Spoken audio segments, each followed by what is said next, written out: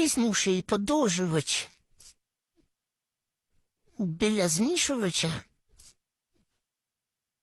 Ось в даному місці воно підтікало поза кахель.